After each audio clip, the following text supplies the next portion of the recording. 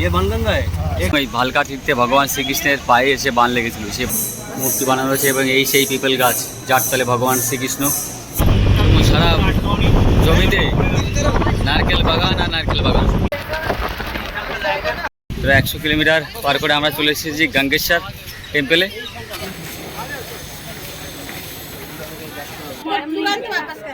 नीचे की सीढ़ी गरम नहीं है, नहीं किसी को भी नहीं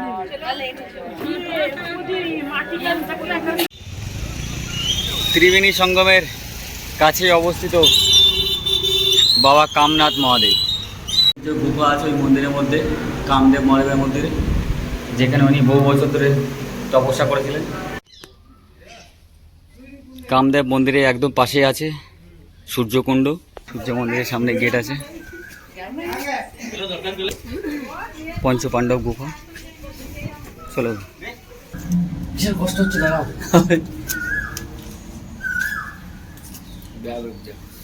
চলে এসেছি আমরা গোলকধাম।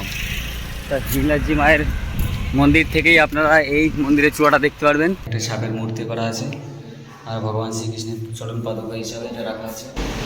এই যে হিংলাজ মাতার মন্দির, এটা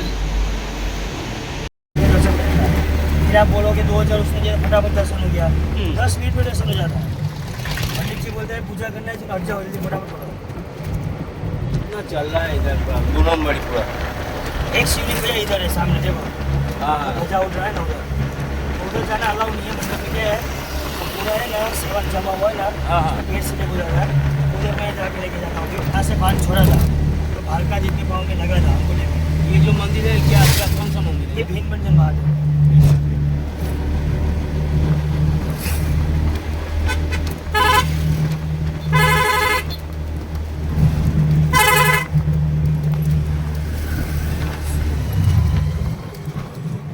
काम हो रहा है। वो ये वाला शिवलिंग है। हाँ, इससे पेड़ गिला मत देना भैया, ये इधर गंदा पानी है सब कुछ। अच्छा इसलिए पंडित जी का मना है, थोड़ा भी पेड़ गिला होगा तो मंदिर में एंट्री नहीं मिलेगा आपको। ठीक है चलो हो गया। देखे ना आप फोटो खींच लो। बनगंगा हाँ बानगंगा, ये बनगंगा है। सागर ये अरुण भाई বানগঙ্গা সে বান ছেড়েছিল এবং এই ভালকা তীর্থে ভগবান শ্রীকৃষ্ণের পায়ে এসে বান লেগেছিল। সেই ভালকা তীর্থ আমরা চলে এসেছি, এটা পুণ্যভূমি, সেই দর্শন করতে। ভালকা তীর্থ গুজরাটের সমেতের কাছে অবস্থিত একটি পবিত্র হিন্দু স্থান, যেখানে বিশ্বাস করা হয় যে শ্রীকৃষ্ণের পিপল গাছের নিচে বিশ্রাম নেওয়ার সময় জরাসন্ধ নামক এক শিকারীর তীরের আঘাতে মানবদেহ ত্যাগ করেছিলেন। এই স্থানটি শ্রীকৃষ্ণর নিজ ধাম প্রসথান লীলা নামে পরিচিত। এখানে শ্রীকৃষ্ণের পদচিহ্ন সহ একটি মন্দির রয়েছে। গুজরাটের সোমনাথে মন্দির থেকে প্রায় 4 থেকে 5 কিলোমিটার দূরে অবস্থিত এই মন্দির। পৌরাণিক কাহিনী অনুসারে রাম অবতারের সময়কালে ভগবান কৃষ্ণ বালিকে আড়াল থেকে তীর মেরেছিলেন। সেই কর্মফলের কারণে কৃষ্ণ অবতারের জরাসন্ধ নামক এক শিকারীর তীরে কৃষ্ণকে আঘাত করে এবং শ্রীকৃষ্ণ পার্থিব লীলা শেষ হয়। মন্দিরের কাছে সেই প্রাচীন পিপল গাছ এবং ভগবান শ্রীকৃষ্ণের মূর্তি রয়েছে। ভোর এবং সন্ধ্যায় আরতির দর্শনের সঠিক সময় স্থানটি মহাভারতের শেষে সূচনা সাক্ষী হিসাবে ভক্তদের কাছে অত্যন্ত গুরুত্বপূর্ণ। জয় শ্রীকৃষ্ণ। পুরাণ সূত্র অনুসারে শ্রীকৃষ্ণের অন্তর্ধান দ্বাপর যুগের সমাপ্তি হয়েছিল।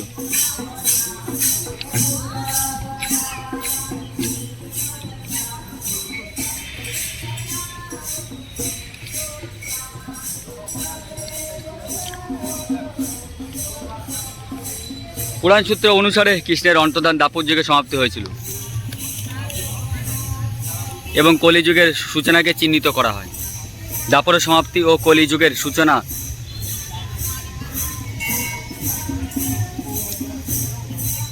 16 থেকে 18 ফেব্রুয়ারি 3102 খ্রিস্টাব্দে হয়েছিল। এই তীর্থের নিকটতম রেল স্টেশন হচ্ছে বেরাবাল, বিমানবন্দর দিউ ও রাজকোট। তো সেই ঐতিহাসিক স্থান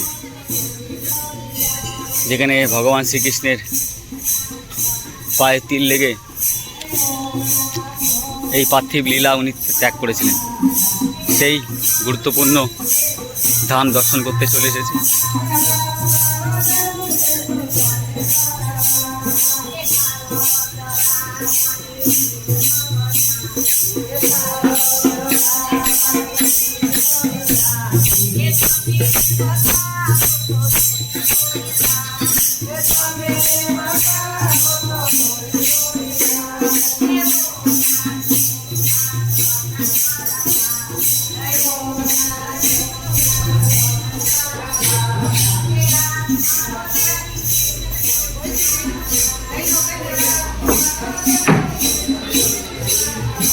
মন্দিরের মধ্যে ঢুকছি।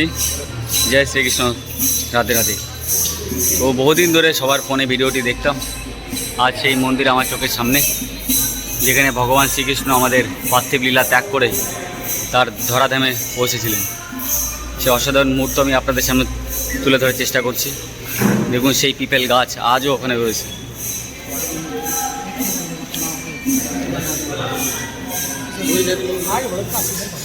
एक एक करके তোলো ফটো। দেখুন ভগবান শ্রীকৃষ্ণ সেই যেভাবে বসেছিলেন সেভাবে একটা মূর্তি বানানো রয়েছে, অসাধারণ।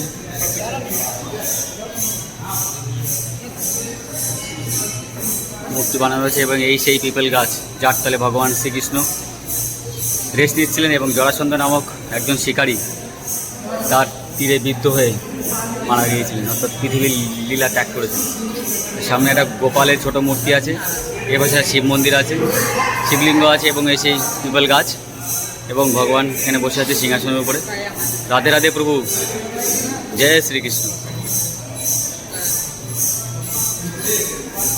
বানগঙ্গা যেটা দেখলেন, ওই বানগঙ্গা থেকে তীর মেরেছিল এবং এখানে এসে ওনার পায়ে লেগেছিল সেই পিপল গাছ। ঐতিহাসিক মুহূর্ত চোখের সামনে। রাধে রাধে।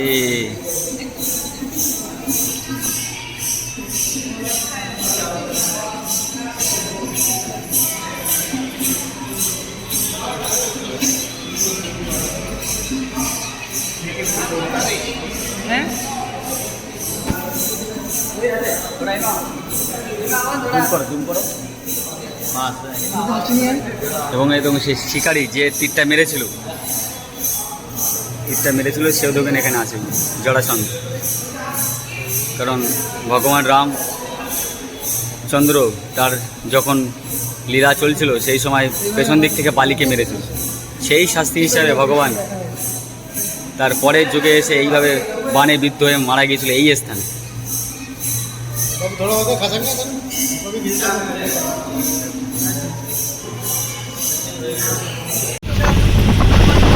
তো আমরা যাচ্ছি এবার দিউর দিকে সাইট সিনের জন্য। আমরা গুজরাটে আছি, সোমনাথ মন্দিরের কাছে। ওখান থেকে সকালবেলা কয়েকটা মন্দির দর্শন করার পর আমরা চলেছি দিউ দিকে। দিউ একটা দ্বীপ, যে দ্বীপে অসাধারণ ভিউ হয়। এখানে আশ্চর্য জিনিস একটা দেখছি, আমাদের দিকে কলা বাগান দেখি, আমরা লম্বু বাগান দেখি। এখানে সারা রাস্তার পাশ দিয়ে লম্বু এই নারকেল বাগান ভর্তি, সব নারকেল গাছ লাগিয়েছে।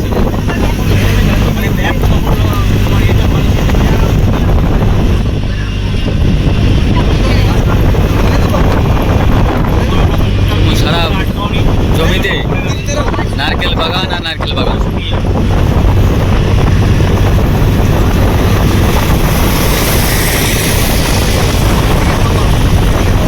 মাটিতে নারকেল গাছ ভালো হয়, চিনি এত নারকেল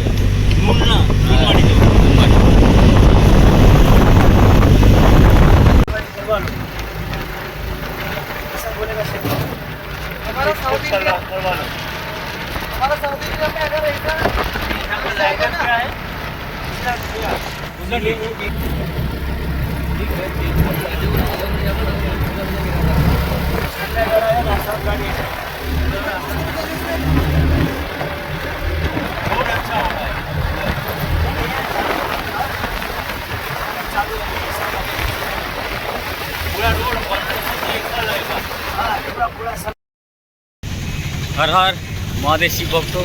তো আমরা দ্বারকা দর্শন করে আজকে আমরা চলে এসেছি। আজকে তারিখ হচ্ছে 6 4/2026 আমরা চলে এসেছি সোমনাথে। সোমনাথ থেকে বেশ কয়েক কিলোমিটার দূরে, প্রায় 90 কিলোমিটার দূরে আছে ডিউ, DIU, ডিউ একটা বিচ, যেখানে আছে গঙ্গেশ্বর টেম্পল,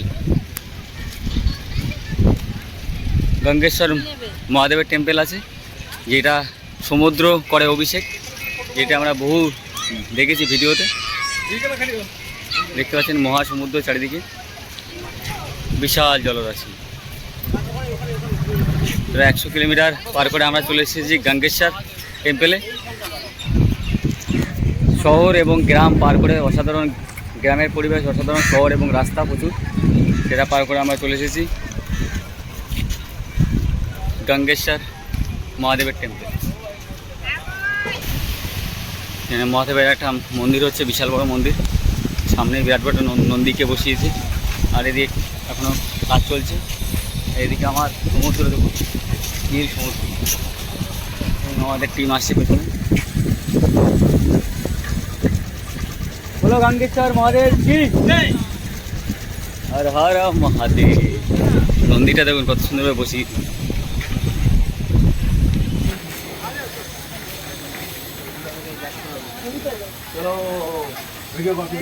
गंगेश्वर महादेव की जय, महादेव की जय हो। मंदिर गेट जूतो खुले हमारे भीतर प्रवेश करते हैं। चलो बोलो गंगेश्वर महादेव की जय। बाबा तुम्हारे এখন জোশ আছে, অন্য সময় গেলে তো কোনো সময় জয় জয় বলে না, এখন তো সব জয় জয় বলছে। वाह वाह वाह, तो बहुत भीड़ है इधर, पानी नहीं है, पानी आएगा तो मजा आ जाएगा। যেটা আমরা বহু ভিডিওতে আমরা দেখেছি যে এই সমুদ্রের জল এসে করে অভিষেক। এবার সামনে এখানে নন্দী মহারাজ আছে এবং হনুমানজি আছে, শিবজি আছে এবং সেই 5খানা শিবলিঙ্গ আছে এখানে। শিবায় ওম নমঃ শিবায়, হর হর ভোলে নমঃ শিব।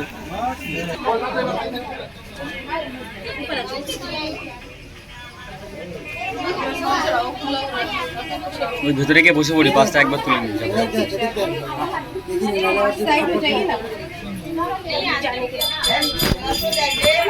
হোল্ড কর, আমি সব তুলে নিচ্ছি।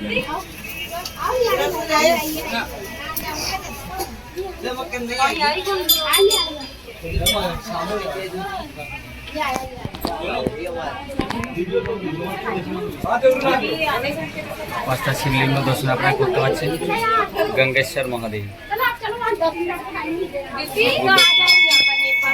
হর হর মহাদেব শিব ভক্ত, আমি নবদেব চলে এসেছি ডিউতে, গুজরাটে। তো এখানে আছে 5খানা শিবলিঙ্গ আছে, 5খানা শিবলিঙ্গে গঙ্গা জল অভিষেক করে যখন জলটা কম আছে এখানে হারিয়ে নিয়ে সমামতা গাচ্ছে। बोलो गंगेश्वर महादेव की जय, शंकर भगवान की जय, नमः पार्वती पते हर हर महादेव। लोटा दे, मैं तुरंत वापस कर दूं। देख नीचे की सीढ़ी गरम नहीं है ना, नहीं किसी को भी नहीं दूंगी। माटी का चकला कर समझिए, धीरे धीरे माटी का नहीं,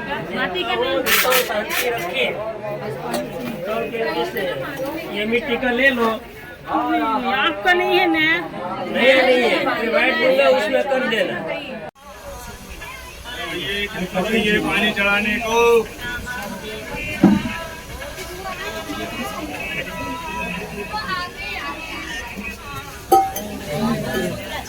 ये भर दे, चढ़ा ले,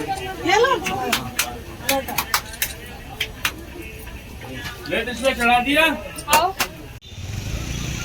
ত্রিবেণী সঙ্গমের কাছে অবস্থিত বাবা কামনাথ মহাদেব।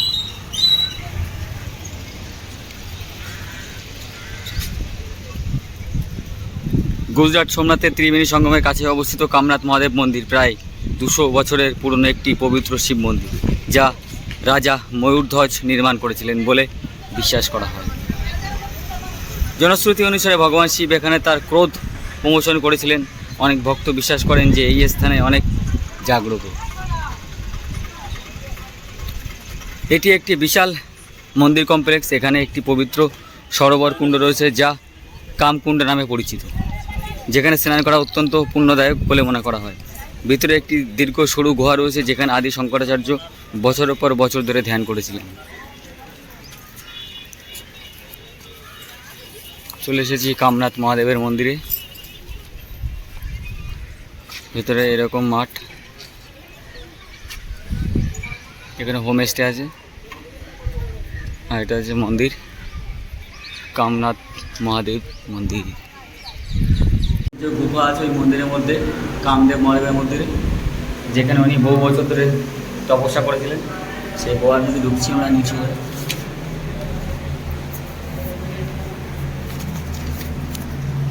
শ্রীরাম জয় রাম জয় বুঝতে পারো বলেছে। হর হর মহাদেব শিবভক্ত, তো দর্শন করলাম কামনাথ মহাদেবের মন্দির, যেখানে আদি শঙ্করাচার্য বহুত দিন এখানে তপস্যা করেছে। ছোটো একটা নিচে গুফা আছে, বড় মন্দিরটা দেখা যাচ্ছে, বড় মন্দিরটা ঠিক নিচে একটু নিচে গিয়ে গুফা আছে, এখানে শঙ্করাচার্যর আর আরও কিছু শিষ্যরা ওখানে বসে তপস্যা করছে। তার একটা ছোটো ছোটো মূর্তি রাখা আছে, এছাড়া এখানে আর কিছু নেই। আর আছে ভেতর সরস্বতী মায়ের মূর্তি আছে, ভগবান শিবজির লিঙ্গ আছে, আর আদিগুরু শঙ্করাচার্যের মূর্তি আছে, সরস্বতী ঠাকুরের মূর্তি আছে, এসবগুলোর মধ্যে আছে। আপনারা এসে একটা পুণ্যভূমি, শঙ্করাচার্য মেইন যেখানে করতো, সেখানে তো তপস্যা তো সেই সব জায়গাতে নেই, কিন্তু এই জায়গাটায় এই তত্ত্বরে কোথাও একজন কোথাও একটা করতো তপস্যা, সেই জায়গাটা তুলে ধরেছে। এটা পুণ্যভূমি। আপনারা সোমনাথ মন্দিরে আসলে ওখান থেকে হেঁটে হেঁটে মাত্র 1 কিলোমিটারের মধ্যেই আপনার রাম মন্দির, এদিকে তোমার কামনাথ মহাদেব মন্দির, তারপরে তোমার লক্ষ্মীনারায়ণ টেম্পল, এইসব অনেকগুলো টেম্পল আছে যেগুলো আপনি হেঁটে হেঁটে করতে পারবেন। কামদেব মন্দিরে একদম পাশেই আছে সূর্যকুণ্ড। এখানে একটু কয়েকটা নিচে ধাপ নিচে নেমে গেলেই সূর্য একটা গোল মতো বক্স করা আছে, যার মধ্যে কিছু জল আছে, যেটাকে সূর্যকুণ্ড বলে সবাই। আর এ পাশে আছে আমাদের সূর্য মন্দির। সূর্য মন্দিরটা অনেক পুরনো হয়ে গেছে, ভেতরে সূর্যদেবের কোনো মূর্তি নেই, এমনি একটা ছোটোখাটো মূর্তি বসানো আছে।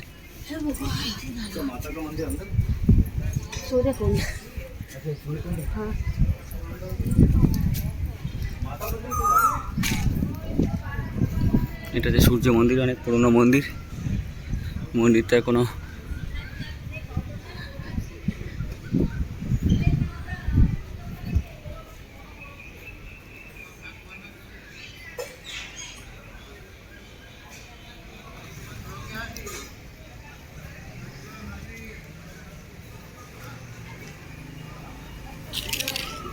পরিচর্যা নেই মন্দিরের কোনো।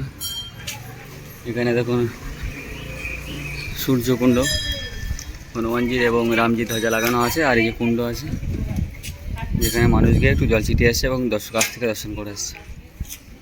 এর পাশে সূর্য মন্দিরের সামনে গেট আছে।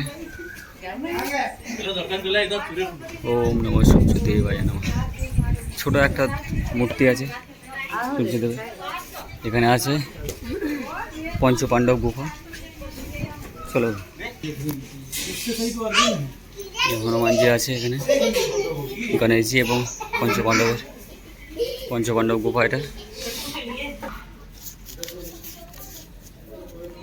পঞ্চপাণ্ডব গুফা সোমনাথের বিখ্যাত পঞ্চপাণ্ডব গুফা একটি প্রাচীন গুফা, যা মন্দির গুজরাটের ললঘাটিতে অবস্থিত। 1949 সালে বাবা নারায়ণ দাস এটি আবিষ্কার করেন।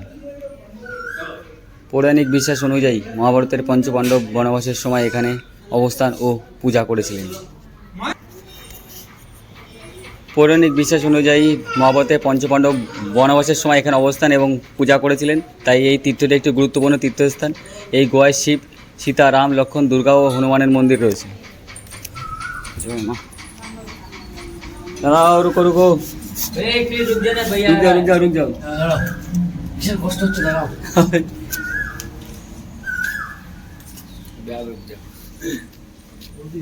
গোয়াটি বেশ সংকীর্ণ। ভেতরে ঢোকার জন্য মাথা নিচু পথ দিয়ে হামাগুড়ি দিয়ে নিচে নামতে হয় এবং ভেতরে দেবী, হিংলাজ মাতা এবং পঞ্চপাণ্ডবের মূর্তি রয়েছে। সকাল 7টা থেকে সন্ধ্যে 7টা পর্যন্ত এই মন্দির খোলা থাকে। আমার একটু ধরো, আমি দর্শন করে আসি। নিকটবর্তী মন্দির হলো সোমনাথ, প্রায় 1.5 কিলোমিটার, এবং সূর্য মন্দির, কামনাথ মন্দির এর পাশে অবস্থিত এটি। এবং গোয়াদে নামতে হচ্ছে ভেতরে। জয় মা হিমরাজ মাতা কি জয় হোক। মাথা নিচু করে না নামলে পুরো ভূত খেতে হবে। জয় মা, জয় শ্রীরাম, রাম শ্রী রাম, জয় জয় রাম।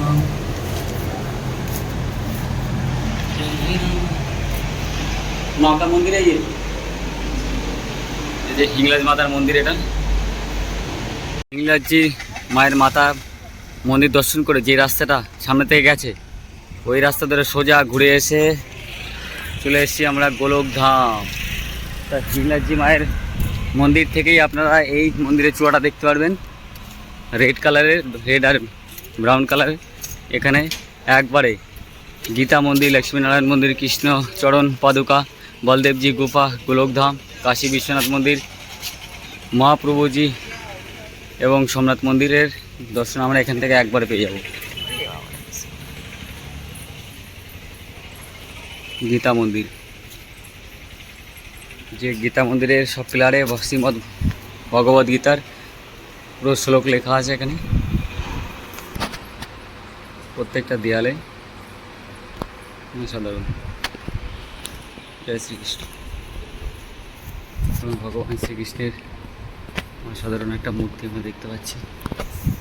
ও মাই গড, কিতনা সুন্দর। রাধে রাধে। শ্রীকৃষ্ণ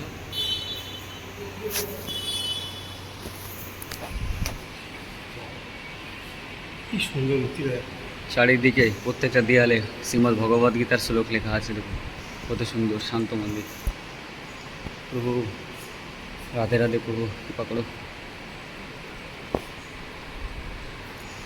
দেখুন 4th অধ্যায় সম্পূর্ণ শ্রীমদ্ ভগবদ গীতার পুরো শ্লোকগুলো লেখা আছে। এরকম 18টা অধ্যায় প্রত্যেকটা দেয়ালে দেয়ালে।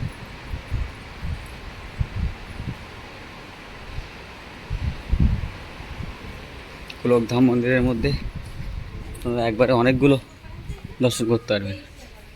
শ্রী বলদেবজি,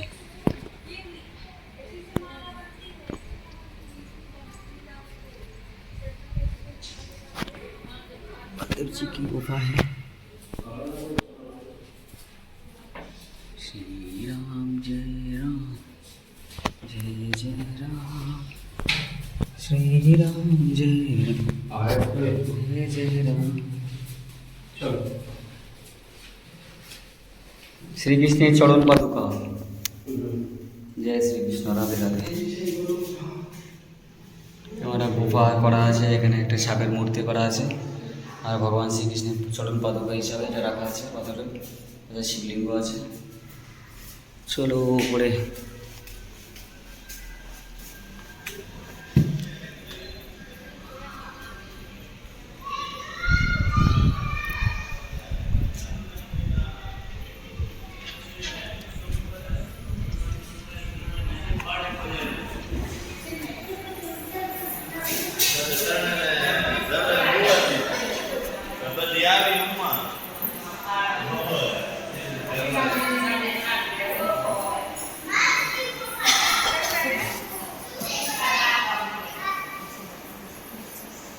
कितना सुंदर मूर्ति देखो।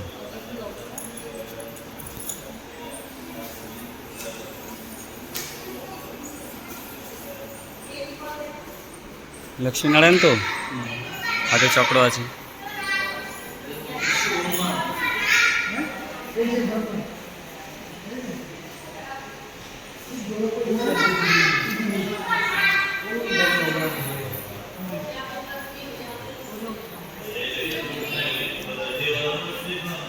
আমাদের বিশ্ব ব্রহ্মাণ্ড যতগুলো আমাদের ভগবানের অবতার হচ্ছে, সব মূর্তিগুলো লাইটিং দিয়ে এবং ছবিতে সুন্দর করে করা আছে। এবং উপরে আমাদের বিশ্ব ব্রহ্মাণ্ড একদম সেটিং করা আছে, এত সুন্দর লাগছে দেখুন।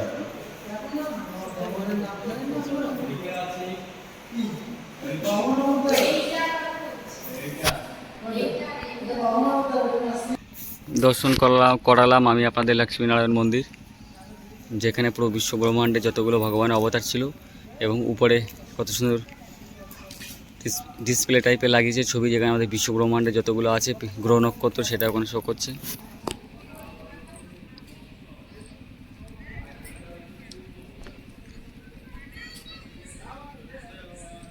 ওম নমঃ শিবায়।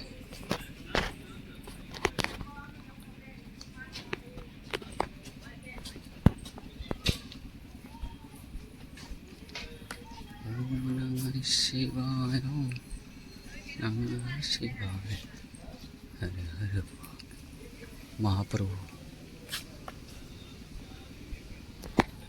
এখানে শিবলিঙ্গ করা আছে ওমকারেশ্বর মহাদেব বলে। গোলকধাম দর্শন করালাম আমি আপনাদের, যেখানে ভগবান শ্রীকৃষ্ণ, লক্ষ্মীনারায়ণ আর অন্যান্য ভগবানের মূর্তি এরকমের তার গ্রাউন্ড। আপনারা আসবেন, সাইড সিন এটাই লাস্ট, এদিকে সবই হেঁটে হেঁটে আপনারা দর্শন করতে পারেন। এই 3 থেকে 4 কিলোমিটারের মধ্যেই সব মন্দির আছে। হর হর মহাদেব শিবভক্ত, চলে এসেছি বেরাবল। আমরা দ্বারকা থেকে বেরাবলে এসেছিলাম। আজ তারিখ হচ্ছে 7/4/2026। বেরাবল থেকে আমরা যাব উজ্জয়ন, উজ্জয়ন থেকে যাব ইন্দোর, ইন্দোরে ওমকারেশ্বর দর্শন করে আবার চলে আসবো উজ্জয়ন। উজ্জয়নে একদিন থাকবো, থেকে মহাকালেশ্বর দর্শন করব, করে তারপরে আমাদের ওখান থেকে বাড়িতে ব্যাক আছে।